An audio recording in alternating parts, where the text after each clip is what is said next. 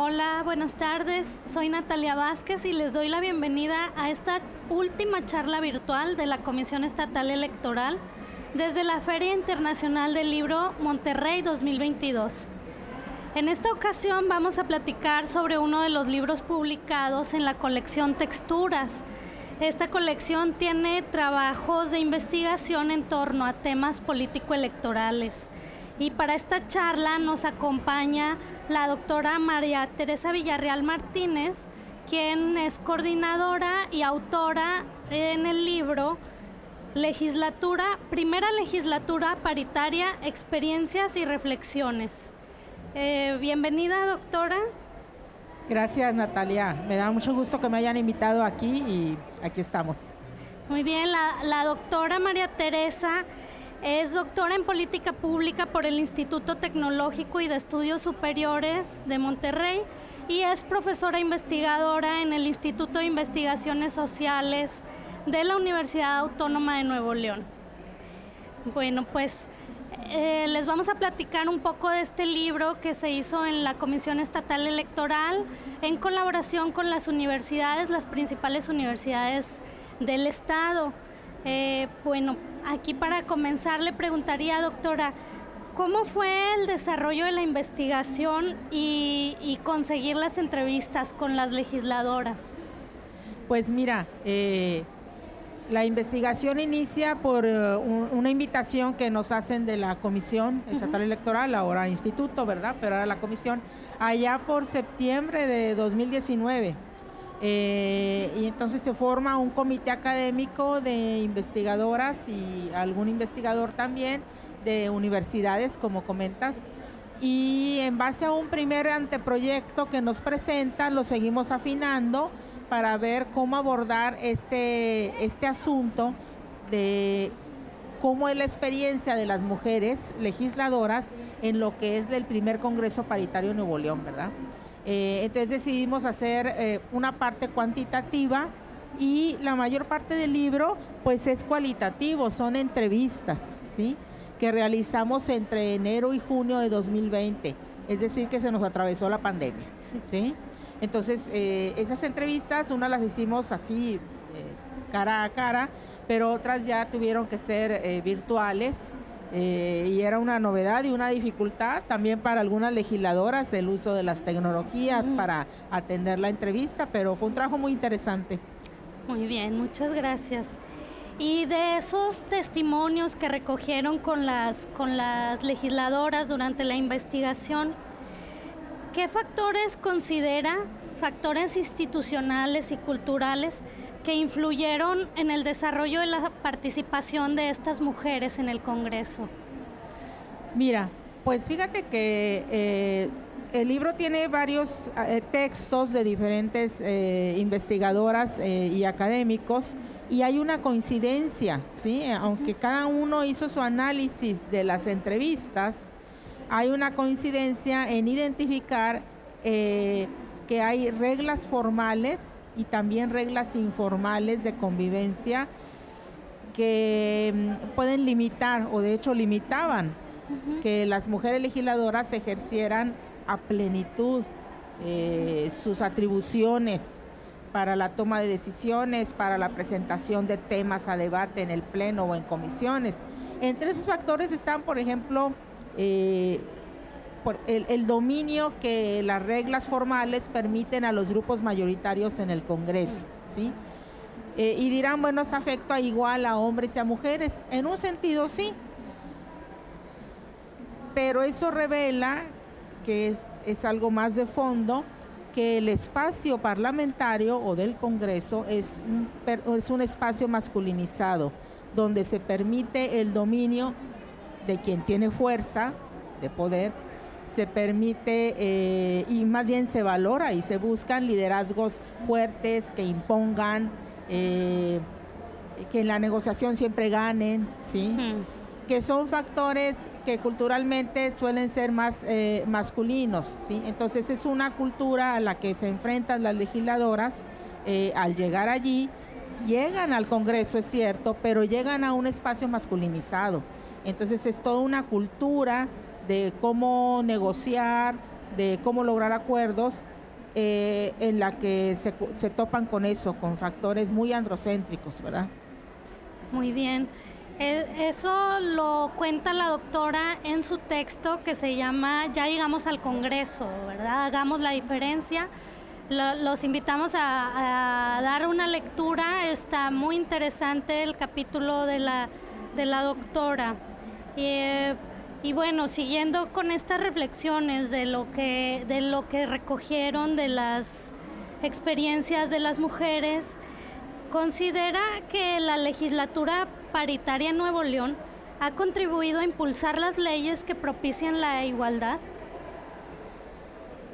Pues mira, en el caso de esta primera legislatura paritaria, no es que se haya distinguido por los grandes avances en ya legislaciones votadas y aprobadas. Sí hay estudios que están en este libro que indican que las legisladoras sí presentaron un gran número de iniciativas que se referían a los derechos de las mujeres, ¿sí? Pero también se revela que se quedaban en gran parte, en gran porcentaje, en comisiones de estudio, ¿verdad? O sea, no transitaban, no progresaban para llegar luego al pleno y que se votaran de manera favorable, ¿sí? Y en temas muy concretos para esa legislatura, porque este libro es de la legislatura anterior, la que terminó en la de 2018-2021, ¿verdad? La número 75. Vemos que en su momento, bueno, pues no se aprobó en el aspecto de derechos reproductivos la reforma constitucional que permitiera a las mujeres la libre decisión sobre su cuerpo, ¿verdad? Que es el tema del aborto. También hubo mucha dificultad para que avanzara el tema de la violencia política de género y de la paridad total, que de hecho el tema de la violencia política de género, después de que hicimos las entrevistas, después ya entra en parte de las leyes, ¿verdad?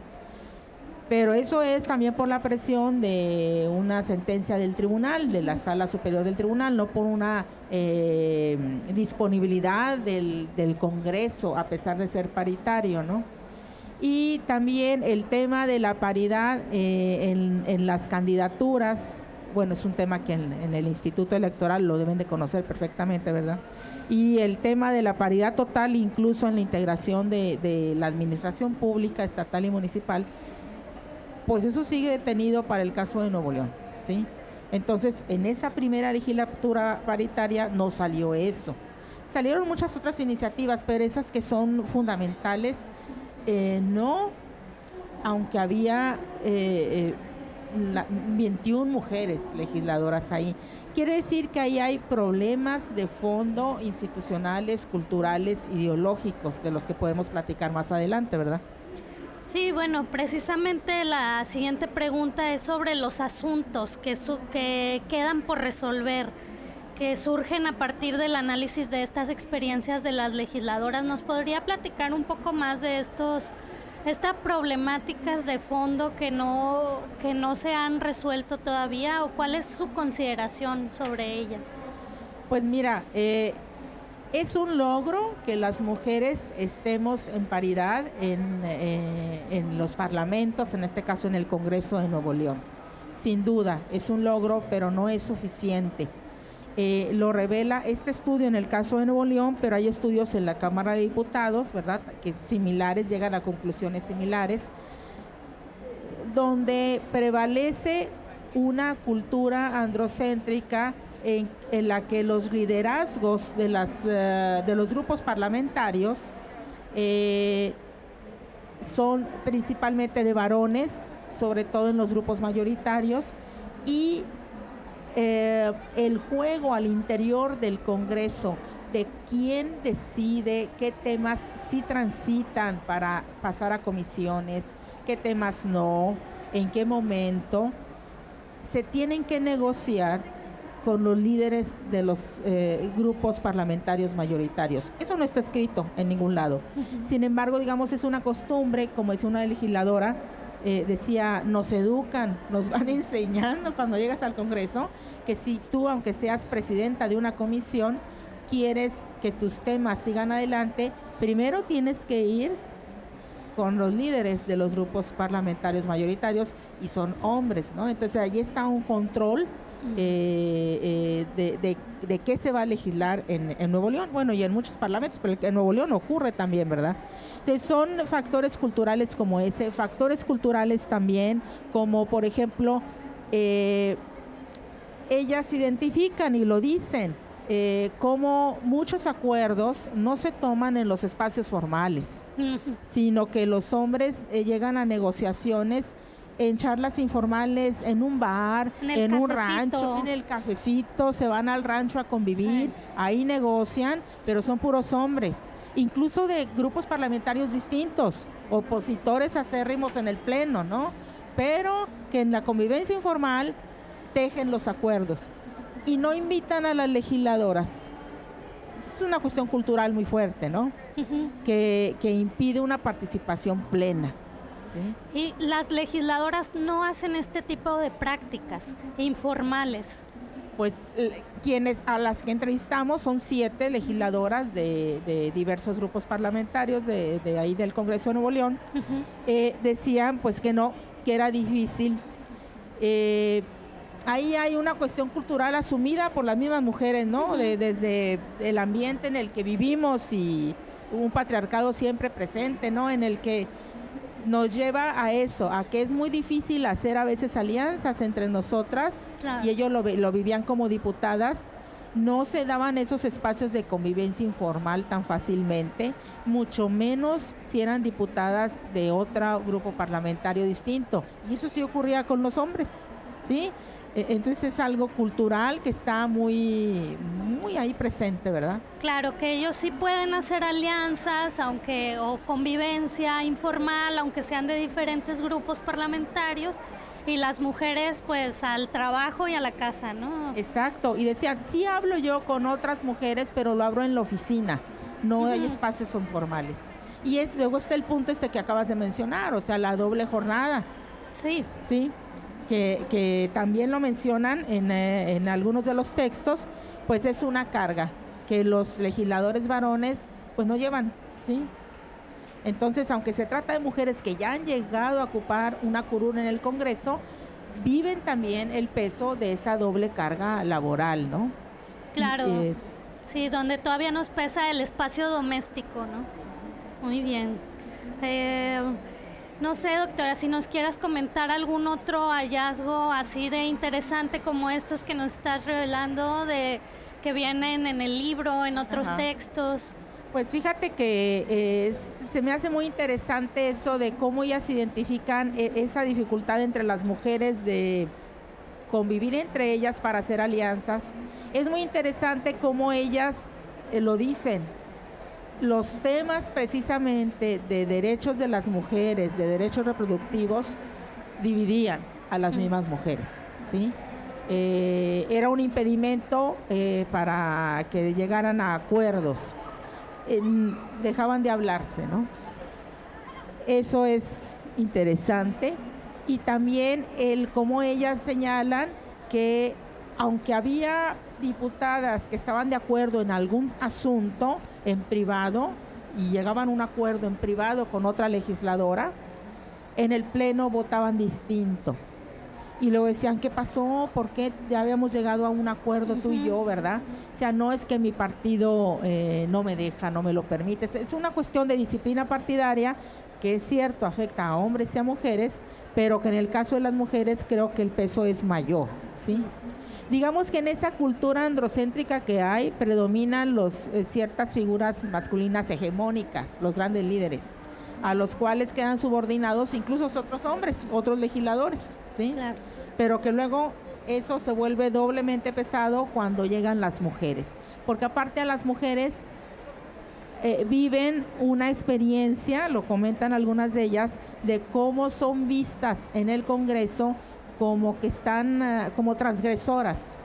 Un atrevimiento que las mujeres hayan llegado a esos espacios, como que no es su lugar. De hombres. Exacto, y como que, bueno, te damos chance porque la ley nos obliga a que sea de 50 y 50, pero no hay una aceptación, una convicción de que están en el mismo derecho de estar allí y de que deben de participar en igualdad, o sea, de parte de los hombres, ¿verdad? Y la misma dificultad de algunas mujeres de hacer ese cambio en asumir su nuevo rol, porque es ir en contra de toda una tradición cultural muy fuerte, ¿verdad? De las mismas experiencias que recogieron, ¿crees que algunas de las legisladoras asumen que no es su lugar ese? ¿Asumen esta...? Pues no tanto que asuman que no es su lugar, sino que quizá en algunas frases así, en el diálogo de la entrevista, había como una naturalización de situaciones que en la realidad esconden una violencia quizá más cultural, más estructural. Algunas llegaban a decir, no, somos completamente aceptadas, es un congreso paritario en todo. Y luego contrastaba con los testimonios de otras, entonces algunas lo naturalizan la situación y no ven diferencia alguna, a pesar de que luego vivan las dificultades de no lograr que su agenda prospere tan fácilmente como algunos hombres también lo hacen, ¿verdad? Y algunas eran líderes de grupo parlamentario, ¿sí? Y sin embargo no tenían esa facilidad de tener los logros de los líderes varones de su grupo, de otro grupo parlamentario, ¿verdad? Entonces una mezcla, se mezcla yo creo a cuestiones de manejo de poder con cuestiones de género, porque afecta tanto a hombres como mujeres, pero estas cuestiones del patriarcado y de la cultura androcéntrica son así. No es solo que afecten a las mujeres y todos los hombres queden liberados. Ciertamente los hombres viven gozan los privilegios de una cultura predominante, pero no todos están en una posición de liderazgo, ¿sí? No sé si me explico. Sí. Entonces son reglas del juego que están ahí, que afectan a ambos, sí, pero con las mujeres es más notorio. Por ejemplo, ellas decían, en las sesiones de comisiones, cuando eran partidos minoritarios, las que presidían de algún partido, era más difícil presidir la comisión. Les hacían más pleito, les discutían más, pero cuando era un hombre, aunque fuera de un partido minoritario, no había amenazas. Y algunas mujeres que presidieron sí recibieron incluso amenazas de que ya no vas a presidir la comisión, yo me voy a encargar de que te quiten la comisión. Entonces decía, aunque lo viven ambos, para las mujeres era más duro, ¿sí? Más confrontativo. Bueno, pues es muy interesante lo que nos cuentan las autoras de este libro.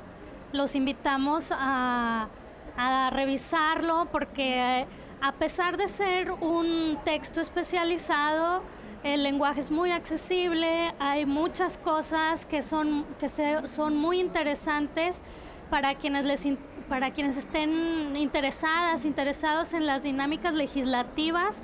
Nos da una panorámica muy amplia de las dinámicas que se dan en el Congreso, más allá de las dinámicas de género, como comenta la doctora, hay mucho en este texto que nos puede interesar como ciudadanía. Los invitamos a seguirlo revisando. No sé, doctora, si me dejo algo, si queda algo por decir. No, pues yo creo que es un libro precisamente destinado para todo el público en su interés, mujeres que quieren participar en política, que de hecho están haciéndolo, estudiantes, ¿sí? Otros académicos, porque son pocos los estudios que abordan estos temas. Sí. Entonces es importante. Sí, aquí en Nuevo León particularmente. Exacto, pocos. Aquí es poco. Entonces, bueno, académicos, público en general, los invitamos a adquirir el libro. Es de distribución gratuita, está aquí en el stand 319 de la Feria del Libro, aquí en el stand de la Comisión Estatal Electoral. Y bueno, vamos a estar mañana sábado y hasta el domingo, y si quieren conseguirlo posteriormente pueden acudir a las instalaciones de la Comisión Estatal Electoral. Pues muchísimas gracias, doctora, por los comentarios y bueno, agradecerte mucho que nos acompañes en el stand. Pues muchas gracias, Natalia, y gracias al Instituto Electoral de Participación Ciudadana de Nuevo León. Gracias. Gracias. Hasta luego.